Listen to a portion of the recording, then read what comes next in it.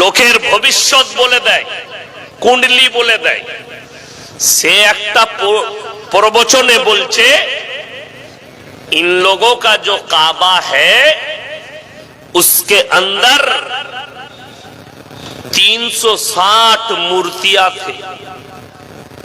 কথাটা মিথ্যা না সত্য? সত্য কথা। নবীজি জাওয়ানায়, নবীজি যখন ইসলাম নিয়ে এলেন, কাবা ঘরে একটা দুটো নয় 360টা মূর্তি রাখা ছিল। আল্লাহ বললেন, হে আমার নবী, তুমি তাদেরকে দাওয়াত দাও। কিসের? এক আল্লাহ। যতগুলো নবী পয়গম্বর পৃথিবীতে আল্লাহ পাঠিয়েছেন, সকলের প্রথম দাওয়াত ছিল, তাদের মেহনত ছিল, প্রথম তারা বলেছে তাবলীগের নাম্বার 1 ছিল এক আল্লাহ বিশ্বাসী, অনেকগুলো আল্লাহ। এটা ছিল প্রথম তাবলীগ প্রত্যেকটা পয়গম্বরের, প্রত্যেকটা নবী।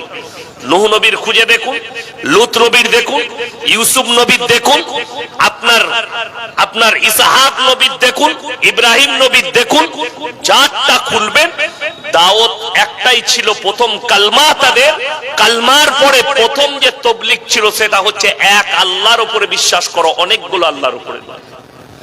আমরা সবাই এক আল্লাহ বিশ্বাসী হব, জোরে বলুন ইনশাআল্লাহ। সৃষ্টিকর্তা একজন, ভালো মন্দের মালিক সকলে বলুন কে? আল্লাহ। এখন মুসলমান এরা যদি একটা আয়াতের উপরে আমল করে নেয়, তা মুসলমানদের জন্য জান্নাত অতি সহজ হয়ে যাবে। সেটা কি? যতগুলো পৃথিবীর মুসলমান আছে, নামাজ পড়লে সূরা ফাতিহা পড়ি না পড়ি না? কথা বলে পড়ি। এই সূরা ফাতিহায় মুসলমান নামাজ যারা পড়ে, তারা জুম্মার পড়ুক, ঈদ বাকরা ঈদ পড়ুক, আর 5 ওয়াক্তের পড়ুক, নামাজে দাঁড়িয়ে মুসলমান ওয়াদা কি করে আল্লাহর কাছে? ইয়্যাকা না'বুদু ওয়া ইয়্যাকা নাস্তাঈন। আল্লাহ, তুমি ছাড়া কারুর উপাসনা করি না, তুমি ছাড়া কারুর কাছে ভালো মন্দ চাই না। ওয়াদা করে না করে না? এটার মতলব বার করুন। আপনি দাঁড়িয়ে বলছেন নামাজে, আল্লাহর কাছে হাত বেঁধে বলছেন ইয়্যাকা না'বুদু ওয়া ইয়্যাকা নাস্তাঈন।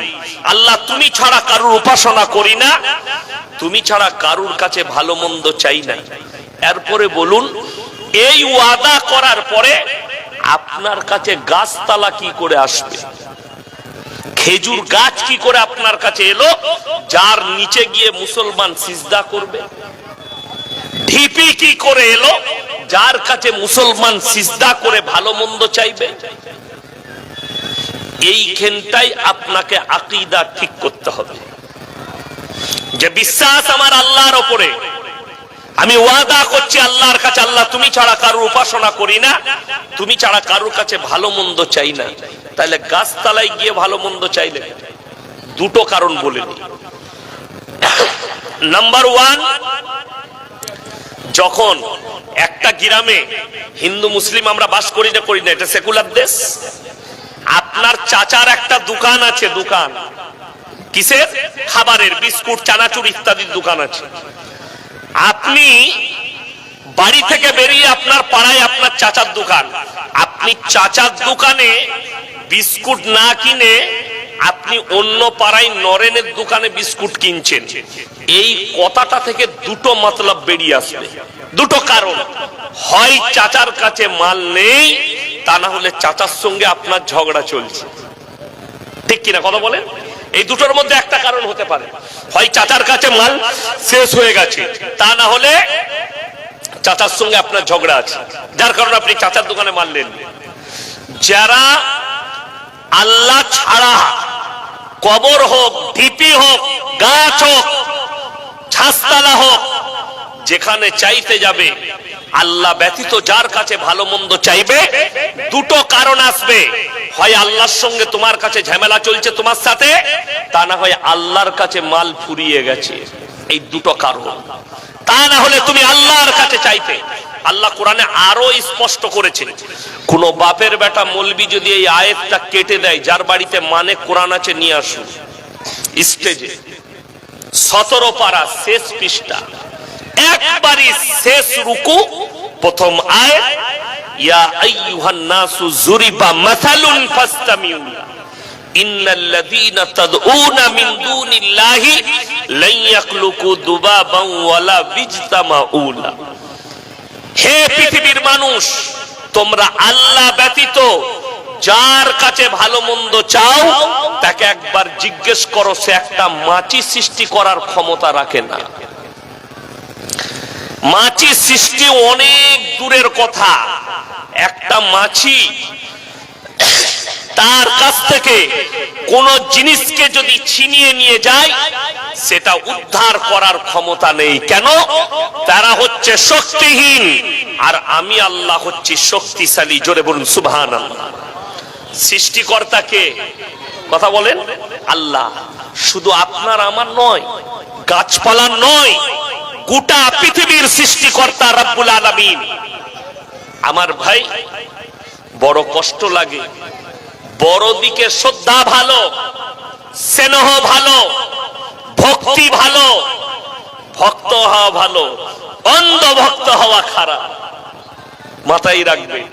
আজকে দেখতে পাচ্ছেন না, কিছু গোবরখোর আর মুতখোর দিল্লিতে দাঁড়িয়ে বলছে, पेट्रोल अगर 1000 रुपया लीटर होगा फिर भी हमको मोदी जी चाहिए। বলছে না? এর নাম হচ্ছে অন্ধভক্ত। এই অন্ধভক্তির কারণে শ্রীলঙ্কার রাজাকে দেশ ছেড়ে পালাতে হয়েছে। তারা দেশটা লুটে নিয়ে পালিয়েছে, যেখানে 1 লিটার সরষের তেলের দাম হচ্ছে 900 টাকা, 1 কিলো আমুল দুধের দাম 1800 টাকা, 1 কিলো মুসুরির ডাল 1200 টাকা। তাদের দেশের কিছু লোক দেশ ছেড়ে পালিয়েছে, ভিক্ষা করে খেতে হচ্ছে, দেশটাকে ভিখারি। কেন? তারা খালি রাজনীতি করেছিল ধর্ম নিয়ে। মুসলমানদের মাদ্রাসা ভেঙে দাও, তাদেরকে বুঝিয়েছিল তোমরা ধর্ম চিনো, আর এই হারামখোর দেশ লুটেছে আর বাইরে পাঠিয়েছে। শেষকালে কি হলো? এই অন্ধ ভক্তরাই নিজের যার ভক্ত হয়েছিল তার ঘর বাড়ি ভাঙচুর করলো, আগুন লাগালো কতজনের বাড়িতে, আগুন লাগিয়ে দিয়েছে, ভাঙচুর করেছে। এটার নাম হচ্ছে অন্ধভক্তি। ভক্ত ভালো, অন্ধ ভক্ত ভালো লয়।